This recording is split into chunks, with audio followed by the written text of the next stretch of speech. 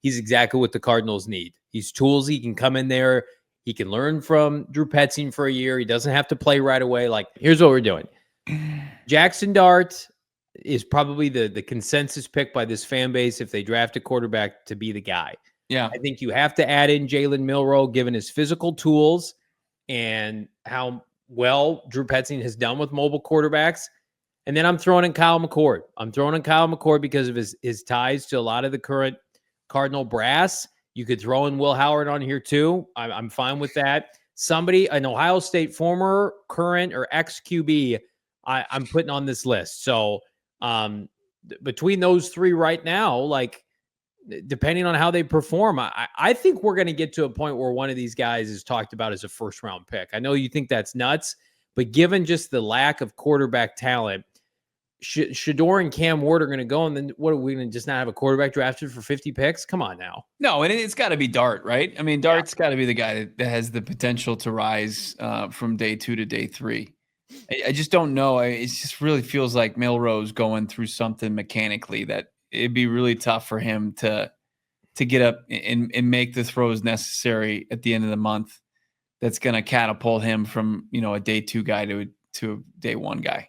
Here's what do you agree with this? That if you're a Jalen Milroe guy, there's probably nothing he can do only to strengthen his case. But the people that are out on Jalen Milroe are out. Like, they know he's going to work out well. I talked to some people recently, and they're just like, I couldn't draft him with a 10-foot pole. I don't want any part of that. That's like a 5th or 6th rounder, they called him. And then I talked to some people, and they're like, he can come in there. He can learn from Drew Petzing for a year. He doesn't have to play right away. Like, and I will agree that if the Cardinals drafted any of these quarterbacks, they're all in a great spot. This is not Cleveland, death sentence. This is not the Raiders.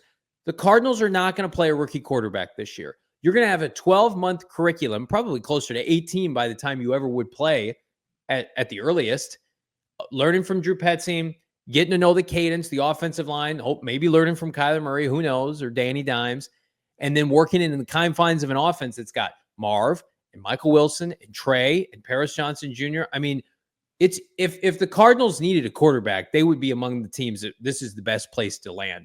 Remember people were slobbering all over Chicago last year. Great spot for a young quarterback until we found out it wasn't. No, it seems like the infrastructure's there, right?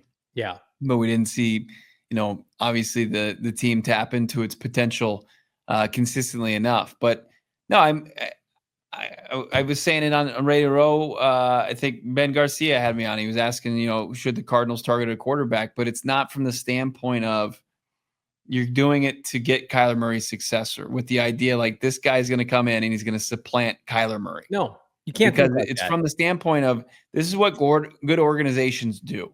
Right. You look most recently at the Super Bowl champions. That's exactly what they did. They went out and they got a really, intriguing, toolsy prospect that performed well at the previous level consistently and had things that were going to translate to the next level. And then there was a few question marks that put them in a position to take Jalen Hurts. And you saw, New England was a factory for this. They were just a quarterback factory. For 20 years, they had Tom Brady.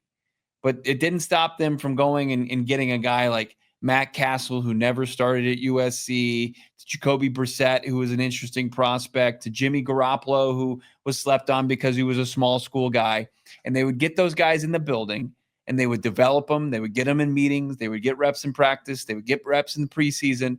And then they would develop. They would get the QB2 role, and they're one play away from replacing Tom Brady. And then when the offseason came and there were these quarterback-needy teams, they would flip them for a second-round pick or more.